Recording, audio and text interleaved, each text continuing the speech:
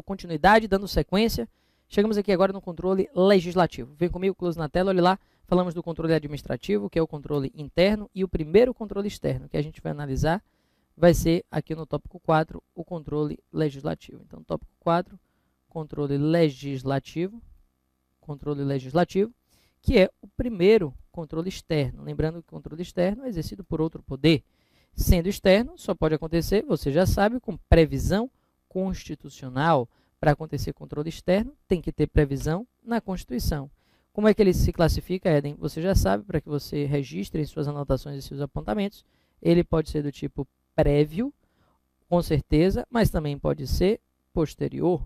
Prévio ou posterior. Professor, me dê um exemplo de controle legislativo prévio e um controle legislativo posterior. Aprovação no Senado Federal do nome de um ministro indicado pela Presidente da República é um controle prévio, A gente tem, por exemplo, que antes dele ser nomeado, ele precisa ser aprovado em uma sabatina. Antes de ser nomeado, precisa ser sabatinado e aprovado. Então, é o legislativo controlando o quê? Uma indicação do Poder Executivo para ocupar um órgão no Poder Judiciário. É um controle externo e vai ser prévio. Do outro lado, eu tenho um controle na tela, olha lá, posterior. Ali no controle prévio, você tem um controle posterior, que é um controle que ocorre quando o Poder Legislativo caça atos, contratos, porque ele entende que os atos e os contratos eles são ilegais e ele vai invalidar, ele vai caçar esses atos, ele vai caçar esses contratos e esse vai ser um controle posterior. Além disso, observe comigo, além de ser prévio e posterior, ele pode ser um controle de mérito, mas também pode ser um controle de legalidade. A sabatina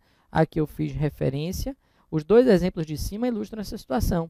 A sabatina foi um controle prévio e de mérito. Por quê? Porque não tem uma lei que diga que o sujeito é apto ou não é apto com base naquele critério. Não, são questões subjetivas que demandam juízo de valor, demandam valoração, demandam conveniência, demandam oportunidade, para dizer se o sujeito merece ou não ocupar um cargo de ministro do Supremo Tribunal Federal. Você vai analisar o mérito daquela situação específica. E aqui, meus amigos, é diferente do controle de legalidade. E o outro exemplo que eu dei, quando se caça um ato, quando se anula um contrato, justamente por entender que aquele ato e aquele contrato não cumprem o respeito, o dever de respeito à lei, são contratos ilegais. Na tela, olhe lá, vai ser um controle, nesse meu exemplo, que foi o exemplo posterior, vai ser um controle de legalidade. Lembrando que pode ser de ofício ou por provocação. É um controle que pode ser de ofício ou provocado. O Poder Legislativo ele pode agir por esponte própria ou pode agir mediante provocação. Pode ser de ofício ou provocado. E pode ser dividido em duas espécies. O controle legislativo ele ainda se divide aqui nas espécies parlamentar direto. Parlamentar direto é uma espécie e a outra espécie é com auxílio do Tribunal de Contas. Então, você tem um controle legislativo parlamentar direto, quando você tem, por exemplo, o Congresso Nacional controlando, a Câmara e o Senado julgando as contas do presidente, julgando o presidente por crime de responsabilidade. CPI é o controle que está o quê, professor? Espalhado pela Constituição Federal. Quando você tem o Congresso Nacional no artigo 49, inciso 5, que diz que compete exclusivamente ao Congresso Nacional, é da competência exclusiva do Congresso. Quando você abre o inciso 5, lá está escrito, sustar os atos normativos do Poder Executivo que exorbitem dos limites do poder regulamentar ou dos limites da delegação legislativa. Ora, se é da competência do Congresso sustar esses atos normativos do Poder Executivo, é com certeza um controle que ele está realizando, mas é um controle direto, um controle parlamentar. Por quê? Porque é o próprio parlamento brasileiro que está atuando no exercício daquele controle. O mesmo acontece quando nós estamos diante de uma CPI. A Comissão Parlamentar de Inquérito, é formada por parlamentares, por congressistas, por deputados, por senadores e, naturalmente, eles também vão poder realizar esse tipo de controle, o controle parlamentar direto, seja na CPI, seja no controle do Congresso Nacional, no exemplo que eu dei de sustatos normativos do Poder Executivo, seja julgando as contas do presidente ou até mesmo julgando o próprio presidente quando pratica crime comum, quando pratica crime de responsabilidade. Em todos esses casos, em todas essas situações, esse é o controle parlamentar direto.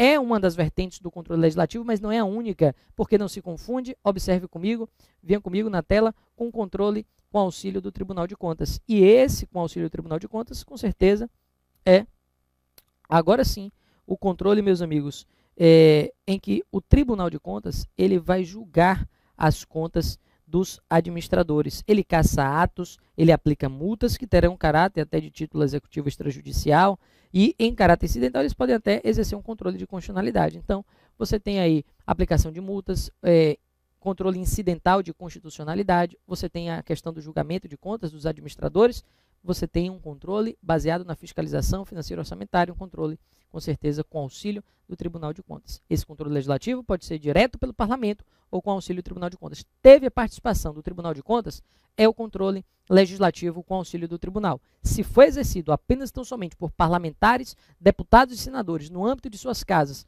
e a partir de suas comissões, no âmbito de suas casas e a partir de suas comissões, esse é o controle parlamentar direto. Observe comigo na tela, olhe lá. Com isso a gente traz aqui que o poder legislativo realiza o controle externo e, finalmente, nós temos a última situação em que o poder judiciário vai exercer o controle judicial ou jurisdicional. E o que nós temos aqui, Éden? Agora sim, quinta situação, a quarta foi o controle legislativo e agora nós temos aqui o controle do tipo judicial. E o controle judicial traz o quê? Esse é um controle provocado. Lembra que eu falei que o controle judicial, ele é um controle que quase que sempre vai ser um controle provocado. E vai ser um controle provocado por quê, professor? Por causa do princípio da inércia. Venham comigo, me acompanhem. O princípio da inércia jurisdicional ou inércia de jurisdição, é aquele que diz que o Poder Judiciário ele não pode atuar de ofício. O Poder Judiciário ele não atua ex ofício, por impulso oficial, independentemente de provocação. Como regra, ele não atua de ofício, ele precisa ser movimentado. É por isso que se diz que a máquina administrativa ela precisa de movimentação para que ela, de fato, venha a ser implementada na sua atividade, para que a sua atividade venha a ser implementada. Isso aqui é uma regra. É claro que eu não estou aqui querendo afirmar que se trata de um instituto absoluto, até porque, de fato, não é. Eu tenho um exemplo, claro, que é o habeas corpus ex officio. O habeas corpus de ofício é aquele em que qualquer juiz ou tribunal, claro, pelo menos o juiz ou tribunal competente, quando eu digo é qualquer juiz ou tribunal, que seja competente para aquele determinado processo penal e, dentro das regras processuais, dentro das regras de competência e respeitando todos os procedimentos, se o juiz entender que há ali uma prisão, por exemplo, ilegal, arbitrária ou abusiva de poder, é claro que ele, magistrado ou o tribunal, poderão conceder a ordem de ofício. O magistrado, o tribunal poderão conceder o habeas corpus ex officio, poderão conceder a ordem de ofício. E, neste caso, o magistrado e o tribunal estarão em exceção, agindo em exceção ao princípio da inércia jurisdicional, agindo com exceção, porque a regra é que o Poder Judiciário precisa ser provocado. E aí, justamente por isso, esse controle ele não pode ser de ofício. Na tela, olhe lá, como regra, ele não pode ser identificado como controle de ofício, ele necessariamente, aí, na regra, vai ser um controle provocado. Agora, é claro que pode ser um controle do tipo prévio ou controle posterior. Por que pode ser prévio ou posterior, Éden? Basta você lembrar que nós temos a ação de mandado de segurança que visa tutelar, mandado de segurança que visa proteger direito líquido e certo, visa tutelar, visa proteger direito líquido e certo, e que pode ser um MS preventivo ou repressivo. O mandado de segurança preventivo é quando você tem uma ameaça de lesão ao direito líquido e certo, e aí você vai se valer de um mandado de segurança prévio, um mandado de segurança preventivo. Com certeza, o mandado de segurança preventivo para inibir que a ameaça efetivamente se confirme, se consume. Mas se a lesão ela já tiver efetivamente sido consumada e não mais estejamos diante de uma ameaça, se a lesão estiver efetivamente consumada, o que nós temos, Éden? Diante de lesão consumada, não há dúvida, o mandado de segurança vai ser repressivo, vai ser posterior, e aí você tem um exemplo clássico, onde o Poder Judiciário ele vai controlar um ato de maneira prévia, quando no mandado de segurança preventivo você quer evitar que o ato lhe ataque, que o ato lhe prejudique, que o ato lhe cause um dano, mas ele poderá ser um controle posterior, porque se esse dano já tiver ocorrido, se o dano já tiver sido implementado, observe comigo, se o dano já tiver sido implementado, esse controle vai ser um controle prévio, ok? Tudo jóia, tudo tranquilo. Além disso, o que nós temos? Que esse vai ser um controle sempre de legalidade. Ele é normalmente provocado, mas ele é um controle sempre de legalidade. Por que um controle de legalidade, Éden? Porque o judiciário, eu já disse, ele não pode controlar o mérito dos atos administrativos. E o controle de legalidade é justamente aquele controle que a gente viu. Olhe a interdisciplinaridade aqui entre os temas desta matéria.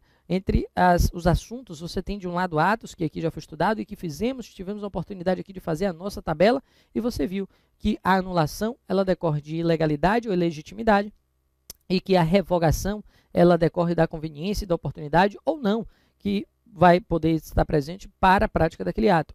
E quem pode exercer a anulação é a administração pública, pelo princípio da autotutela. Auto é próprio, tutela é proteção, controle que a administração pública ela exerce sobre ela mesma, o controle que a administração ela exerce sobre ela mesma é o controle de autotutela. E esse controle vai fazer com que ela anule ou revogue os seus próprios atos. Mas nós vimos que quando a situação é de revogação, só a administração.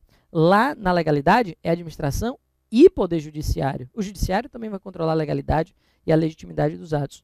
O judiciário não vai realizar o controle de mérito. Aí você fala, me deu um exemplo, Éden. O prefeito está na dúvida, construa uma escola ou construa um hospital?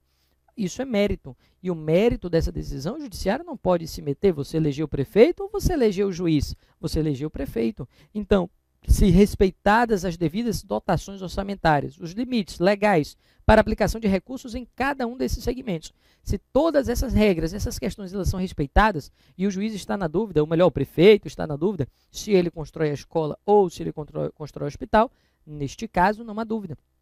Ele não poderá ser forçado pelo Poder Judiciário a decidir num ou no outro sentido, porque as duas são razões de interesse público, são razoáveis, são proporcionais e o mérito há de ser preservado. Agora, se ele está na dúvida se constrói um hospital ou se constrói um parque aquático no meio do semiárido, sem sombra de dúvidas, meus amigos, o Poder Judiciário vai poder fazer esse controle. Aí você fala, Éden, mas o Poder Judiciário vai controlar o mérito? Não. Nesse caso, repito, não se trata de controle de mérito. O Poder Judiciário não vai fazer controle de mérito. O Poder Judiciário vai fazer o chamado controle de legalidade. Por quê? Porque este ato seria ilegal.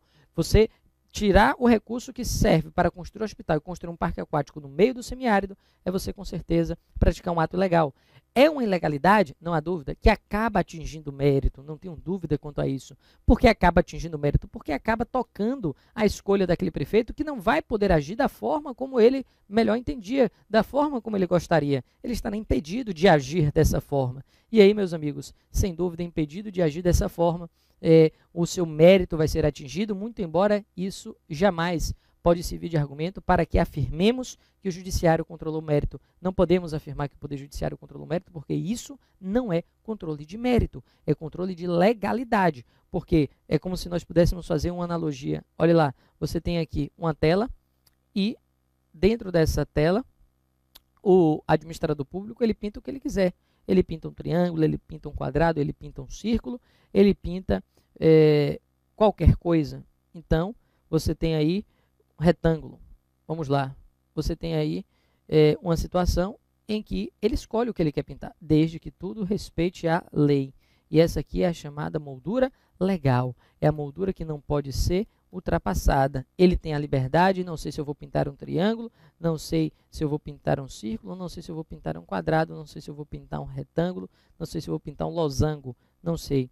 Eu só sei que tudo isso respeita a lei e o juiz não pode interferir na minha escolha. Só que se ele quer pintar aqui, por exemplo, uma arma, não, a arma viola a lei. Um exemplo metafórico, a arma viola a lei. Então, se ele quiser pintar aqui, por exemplo, um revólver, o revólver viola a lei, pronto. Ele extrapolou a moldura legal. E nessa parte que extrapola a moldura legal, o judiciário vai e faz o chamado controle de legalidade.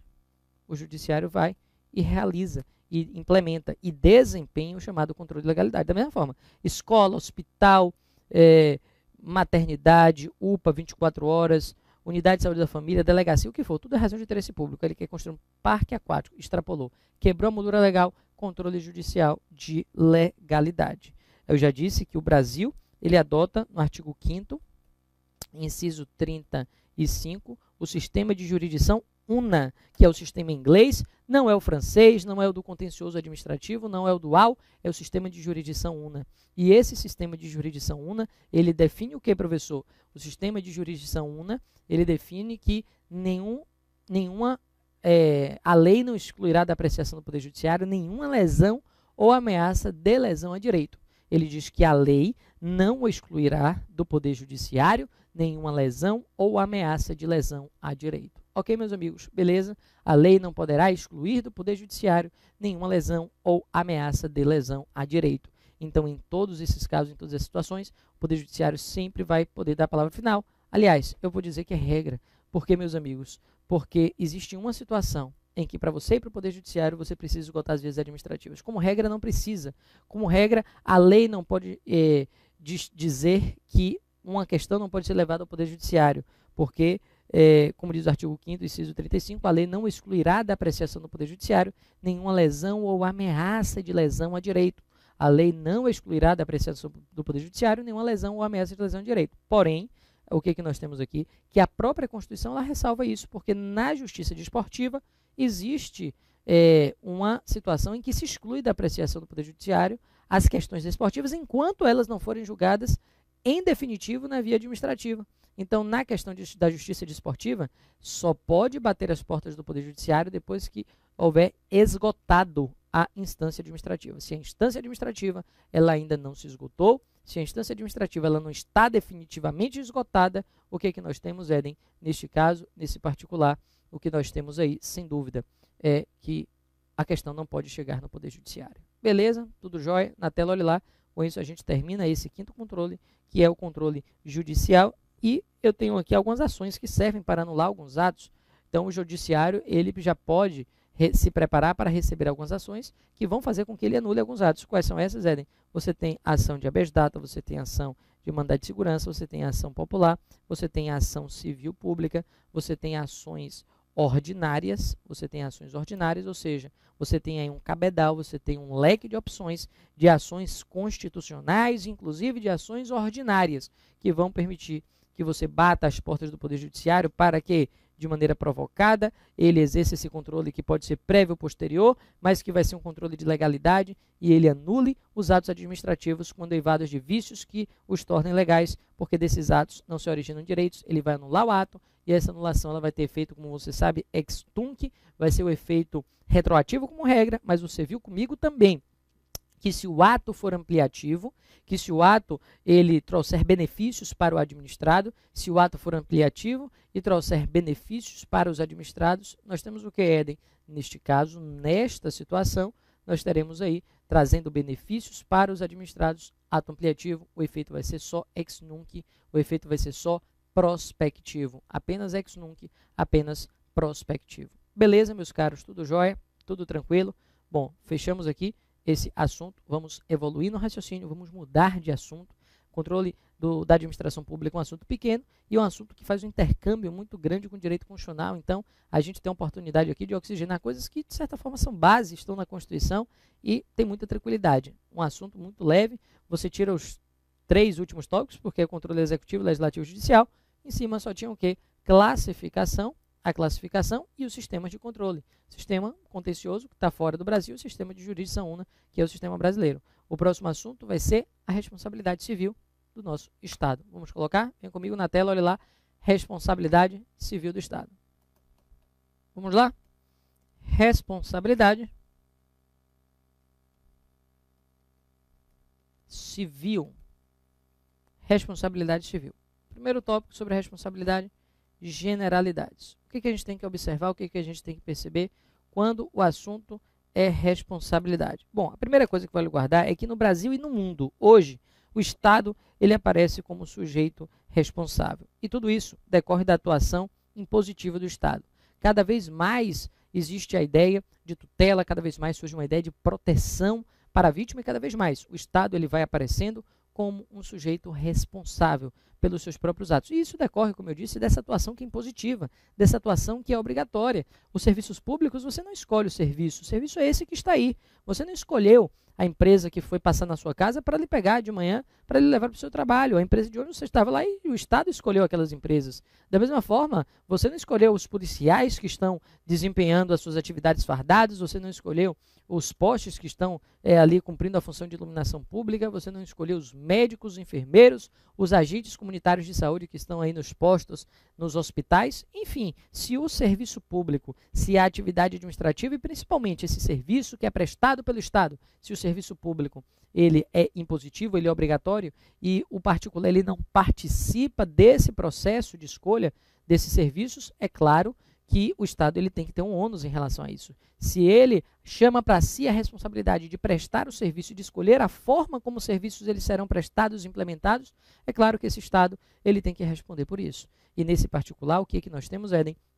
Nesse particular, nós temos aí que cada vez mais a vítima ela é protegida na evolução dos ordenamentos jurídicos como um todo, e no Brasil não é diferente. Cada vez mais nós observamos uma proteção para a figura da vítima. Cada vez mais uma proteção para a vítima. E o que é que nós temos que perceber, professor? O que é que nós temos que observar?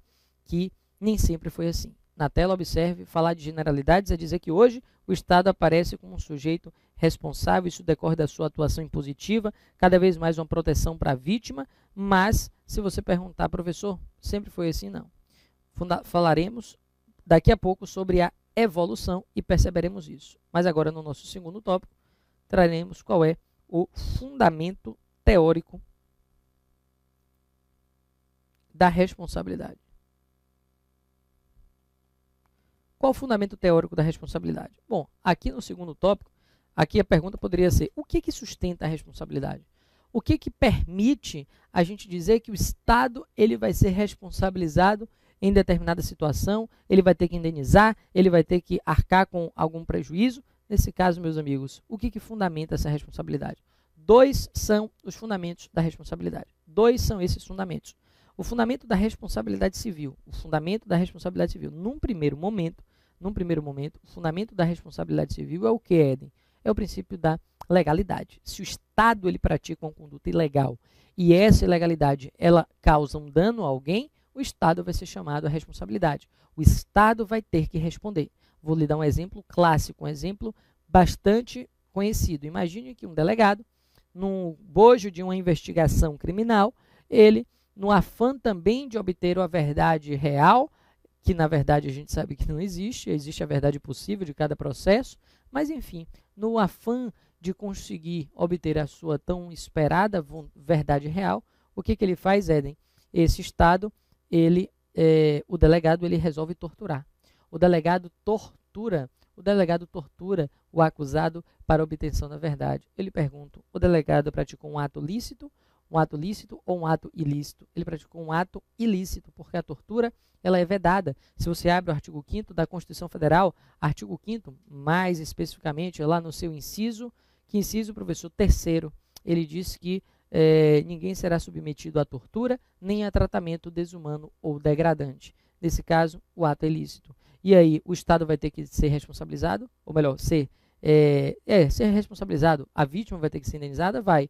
Consequentemente, o Estado vai ser responsabilizado? Com certeza. E o Estado vai ser responsabilizado com base em que fundamento? A pergunta é: qual terá sido aí, nesse exemplo, o fundamento teórico para a responsabilidade do Estado?